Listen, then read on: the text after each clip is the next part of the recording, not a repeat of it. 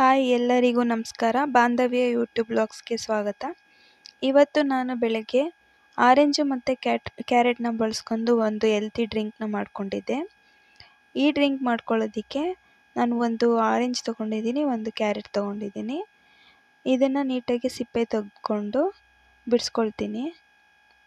ಈ ಕ್ಯಾರೆಟು ಮತ್ತು ಆರೆಂಜ್ ಜ್ಯೂಸನ್ನ ಕುಡಿಯೋದ್ರಿಂದ ನಮ್ಮ ದೇಹಕ್ಕೆ ಸಾಕಷ್ಟು ಬೆನಿಫಿಟ್ಸ್ ಸಿಗುತ್ತೆ, ಹಾಗೆ ಆರೋಗ್ಯಕ್ಕೂ ಕೂಡ ತುಂಬ ಒಳ್ಳೆಯದು.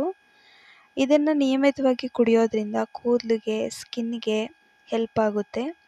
ಹಾಗೆ ಇದನ್ನು ಕುಡಿಯೋದ್ರಿಂದ ಮೂಳೆಗಳು ಗಟ್ಟಿಯಾಗುತ್ತೆ ಮತ್ತು ಮೂಳೆಗಳ್ದೇನಾದರೂ ಪ್ರಾಬ್ಲಮ್ ಇದ್ದರೆ ಅದು ಸರಿ ಹೋಗ್ತಾ ಬರುತ್ತೆ.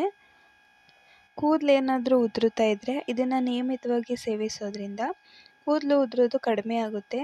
ಜೊತೆಗೆ ಇದು ವೆಯ್ಟ್ ಲಾಸ್ ಮಾಡೋರಿಗೆ ಬೆಸ್ಟ್ ಡ್ರಿಂಕ್ ಅಂತಲೇ ಹೇಳ್ಬೋದು. ಇದನ್ನು ಖಾಲಿ ಹೊಟ್ಟೆನಲ್ಲಿ ನಿಯಮಿತವಾಗಿ ಕುಡಿಯೋದ್ರಿಂದ ವೆಯ್ಟು ಕೂಡ ಲಾಸ್ ಆಗುತ್ತೆ. ಹಾಗೆ ವೆಯ್ಟ್ ಮೇಂಟೈನ್ ಮಾಡೋರು ಕೂಡ ಇದನ್ನು ಪ್ರತಿದಿನ ತಗೊಳ್ಬೋದು. ಹಾಗೆ ಇದು ನಮ್ಮ ದೇಹದಲ್ಲಿನ ವಿಷಕಾರಿ ಅಂಶವನ್ನು ಹೊರಹಾಕಲು ಇದು ಸಹಾಯ ಮಾಡುತ್ತೆ. ಇದನ್ನ ಮಾಡಲಿಕ್ಕೆ ಒಂದು ಆರೆಂಜು, ಒಂದು ಕ್ಯಾರೆಟ್ನ ತೊಗೊಂಡಿದ್ದೀನಿ. ಆರೆಂಜನ್ನ ಬಿಡಿಸ್ಕೊಂಡು ಕ್ಯಾರೆಟ್ನ ಸಿಪ್ಪೆ ತೆಗೆದು ಸಣ್ಣ ಸಣ್ಣದಾಗಿ ಹಚ್ಕೊಂಡು ಅದನ್ನು ಜಾರ್ಗೆ ಹಾಕಿ ಸ್ವಲ್ಪ ನೀರು ಹಾಕ್ಕೊಂಡು ರುಬ್ಕೊಳ್ತೀನಿ. ನಾನಿಲ್ಲಿ ಸ್ವಲ್ಪ ಶುಂಠಿ, ಸ್ವಲ್ಪ ಅರಿಶಿನ ಹಾಕ್ಕೊಂಡಿದ್ದೀನಿ.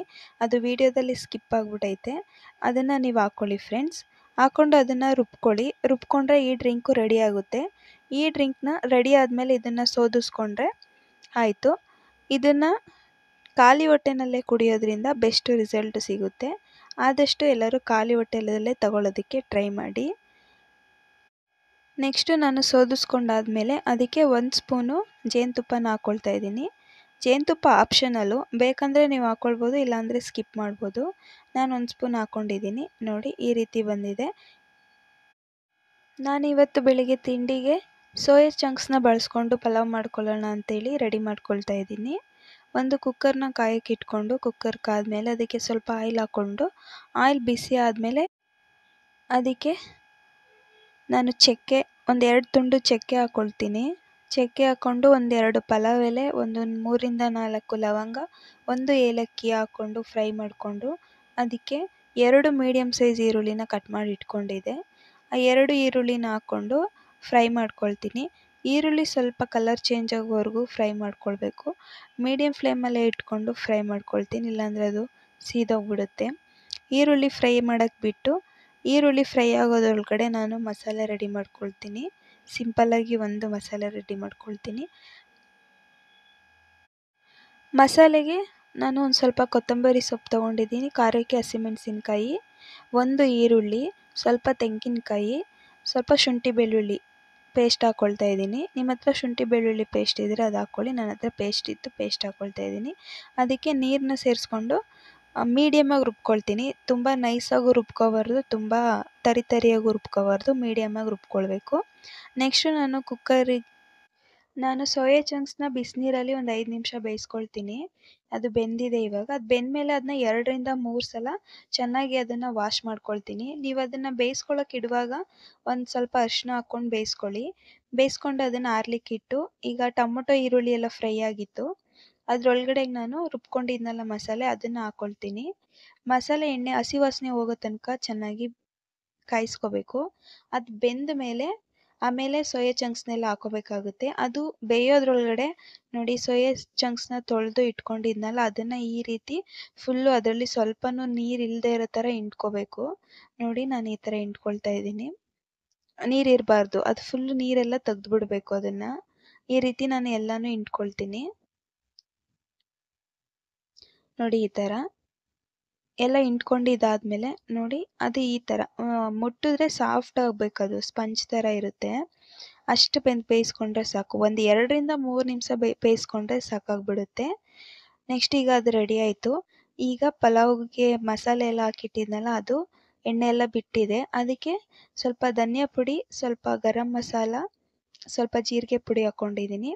ಹಾಕ್ಕೊಂಡು ಒಂದು 2 ನಿಮಿಷ ಅದನ್ನು ತಿರುವ್ಕೊಂಡು ಹಸಿ ವಾಸನೆ ಹೋಗೋ ತನಕ ಬೇಯಿಸ್ಕೋಬೇಕು. 1 ರಿಂದ 2 ನಿಮಿಷ ಬೇಯಿಸ್ಕೊಂಡ್ರೆ ಸಾಕು. ನೆಕ್ಸ್ಟು ಅದಕ್ಕೆ ನಾನು ಸೋಯಾ ಚಂಕ್ಸ್ನ ರೆಡಿ ಮಾಡಿ ಇಟ್ಕೊಂಡಿದ್ನಲ್ಲ ಅದನ್ನು ಹಾಕ್ಕೊಳ್ತಾ ಇದ್ದೀನಿ. ಸೋಯಾ ಚಂಕ್ಸ್ ಹಾಕ್ಕೊಂಡು ಒಂದು 2-3 ನಿಮಿಷ ಚೆನ್ನಾಗಿ ಅದನ್ನು ಫ್ರೈ ಮಾಡ್ಕೊಳ್ಬೇಕು. ನೋಡಿ ಈ ಥರ. ಅದಕ್ಕೆ ಮಸಾಲೆ ಎಲ್ಲ ಹಿಡ್ಕೋಬೇಕು. ಒಂದು 2 ನಿಮಿಷ ಫ್ರೈ ಮಾಡಿಕೊಂಡ್ರೆ ಸಾಕು. ಇವಾಗ ನಾನು ನೀರು ಹಾಕ್ಕೊಳ್ತಾ ಇದ್ದೀನಿ. ನಾನು 1.5 ಲೋಟ ಅಕ್ಕಿ ಹಾಕ್ಕೊಂಡಿದ್ದೆ. ಅದಕ್ಕೆ 3 ಗ್ಲಾಸ್‌ನಷ್ಟು ನೀರು ಹಾಕ್ಕೊಳ್ತಾ ಇದ್ದೀನಿ. ನೀರು ಹಾಕ್ಕೊಂಡು ಸ್ವಲ್ಪ ಉಪ್ಪು ಹಾಕ್ಕೊಂಡು ಅದನ್ನು ಕುದಿಸ್ಕೋಬೇಕು. ತಿರುವ್ಕೊಂಡು ಅದನ್ನ ಕುದಿಯಕ್ಕೆ ಬಿಟ್ಬಿಡಬೇಕು. ನೋಡಿ ಇವಾಗ ಕುದೀತಾ ಇದೆ. ನೋಡಿ ಈ ಥರ ಕುದಿಯೋಕ್ಕೆ ಸ್ಟಾರ್ಟ್ ಮಾಡಿದ್ಮೇಲೆ ನಾನು ಅಕ್ಕಿ ತೊಳೆದು ಇಟ್ಕೊಂಡಿದ್ದೆ. ಇವಾಗ ಅಕ್ಕಿನ ಹಾಕ್ಕೊಳ್ತಾ ಇದ್ದೀನಿ. ನೋಡಿ ಅಕ್ಕಿ ಎಲ್ಲ ಹಾಕ್ಕೊಂಡ್ಮೇಲೆ ಅದನ್ನೆಲ್ಲ ಚೆನ್ನಾಗಿ ಮಿಕ್ಸ್ ಮಾಡ್ಕೊಳ್ಬೇಕು. ಚೆನ್ನಾಗಿ ಮಿಕ್ಸ್ ಮಾಡಿಕೊಂಡು ಅದು ಕುದಿ ಬರೋವರೆಗೂ ಹಾಗೆ ಬಿಡಬೇಕು. ಕುದಿ ಬಂದಮೇಲೆ ಮುಚ್ಚಳ ಹಾಕಬೇಕು ಕುಕ್ಕರ್ದು. ಕುದಿ ಬರೋಕ್ಕೆ ಮುಂಚೆ ಮುಚ್ಚಳ ಹಾಕಿದ್ರೆ ಅದು ನೀಟಾಗಿ ಎಲ್ಲ ಮಿಕ್ಸ್ ಆಗಿರಲ್ಲ. ಸೊ ಅದಕ್ಕೆ ಒಂದು ಕುದಿ ಬಂದಮೇಲೆ ಮತ್ತೆ ಎಲ್ಲ ಒಂದು ಸಲ ತಿರುಗ್ಬಿಟ್ಟು ಕುಕ್ಕರ್ ಮುಚ್ಚಳ ಹಾಕಿ ಒಂದು 2 ವಿಸಿಲ್ನ ಕೂಗಿಸ್ಕೊಂಡ್ರೆ ಪಲಾವ್ ರೆಡಿ ಆಗಿಬಿಡುತ್ತೆ. ಇದು ತುಂಬ ಟೇಸ್ಟಿಯಾಗಿರುತ್ತೆ. ಹಾಗೆ ಇದು ಆರೋಗ್ಯಕ್ಕೂ ಕೂಡ ಒಳ್ಳೆಯದು. ಸೋಯಾ ಚಂಕ್ಸ್ ತಿನ್ನೋದ್ರಿಂದ ತುಂಬ ಹೆಲ್ತ್ ಬೆನಿಫಿಟ್ಸ್ ಸಿಗುತ್ತೆ. ಸೊ ಇದನ್ನು ವಾರಕ್ಕೊಂದು ಸಲ ಅಥವಾ 2 ಸಲ ಊಟದಲ್ಲಿ ತಗೊಂಡ್ರೆ ತುಂಬ ಆರೋಗ್ಯಕ್ಕೆ ಹೆಲ್ಪ್ ಆಗುತ್ತೆ, ಒಳ್ಳೆಯದಾಗುತ್ತೆ. ಈಗ ನೋಡಿ ಕುಕ್ಕರೆಲ್ಲ ಆರಿದ್ಮೇಲೆ ರೆಡಿಯಾಗಿದೆ ಪಲಾವು. ನೋಡಿ ಎಷ್ಟು ಚೆನ್ನಾಗಿ ಬಂದಿದೆ ಅಂತೇಳಿ. ಆ ಥರ ಇದನ್ನ ನೆಕ್ಸ್ಟು ಎಲ್ಲನೂ ಮಿಕ್ಸ್ ಮಾಡ್ಕೊಳ್ತೀನಿ. ಎಲ್ಲನೂ ಮಿಕ್ಸ್ ಮಾಡಿಕೊಂಡ್ರೆ ಪಲಾವ್ ರೆಡಿ ಆಗಿಬಿಡುತ್ತೆ. ನನ್ನ ವಿಡಿಯೋ ಏನಾದರೂ ನಿಮಗೆ ಇಷ್ಟ ಆಗಿದರೆ ಪ್ಲೀಸ್ ಲೈಕ್ ಮಾಡಿ, ಶೇರ್ ಮಾಡಿ, ಸಬ್ಸ್ಕ್ರೈಬ್ ಮಾಡ್ಕೊಳ್ಳಿ. Thank you friends.